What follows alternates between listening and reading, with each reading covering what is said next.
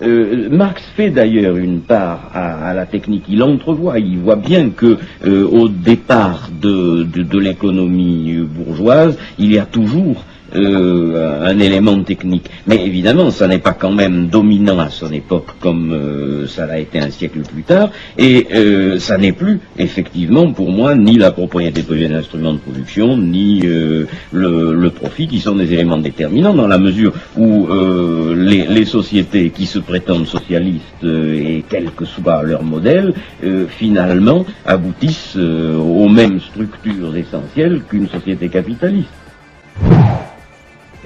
Dans notre société, tout le monde sert au développement de la technique, et tout le monde profite de ce développement de la technique, bien entendu, et tout le monde en supporte les conséquences négatives, les menaces. Bon, actuellement, on insiste beaucoup sur pollution, menaces de la radioactivité, etc. Ça nous concerne tous. C'est-à-dire qu'il n'y a plus tellement une catégorie de gens qui dirigent l'ensemble, à qui on pourrait s'adresser, et puis d'autres qui subissent.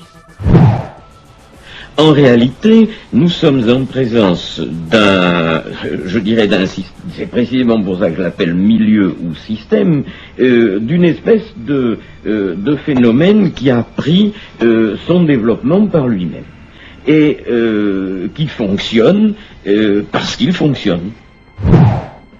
Il n'y a plus cette maîtrise, en définitive, de l'homme qui invente. Vous savez que dans les domaines d'analyse de la technique, on ne parle plus d'invention, personne n'invente plus rien.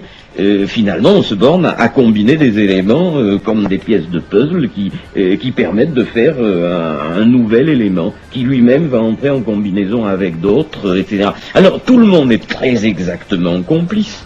Car en définitive, nous sommes tous très contents. À chaque progrès de la technique, nous demandons tous des autos qui soient plus silencieuses, moins polluantes, etc. Nous le demandons tous. Le technicien y répond très exactement à ce que nous désirons. Il y a une complicité parfaite entre nous tous, mais en même temps, progressivement, une dépossession de ce qui a jusqu'à présent fait la qualité de l'homme, à savoir sa capacité de maîtriser, ou sa volonté de maîtriser les événements, une capacité de distance par rapport à ce qui l'entoure, une capacité de critique, etc. Or, je constate que dans les sociétés techniciennes évoluées, les hommes maintenant commencent à être pas seulement inquiets, et pas seulement de la pollution, mais enfin l'inquiétude un peu enfantine, par exemple en face de l'ordinateur, quand les gens commencent à dire ah là là, mais les machines vont penser à notre place. Bien entendu, l'ordinateur ne pense pas, mais il y a ce sentiment de vague angoisse dans ce monde. Ce dont je suis convaincu, c'est que le système n'est pas clos, n'est pas achevé, n'est pas si tant est qu'il puisse jamais s'achever.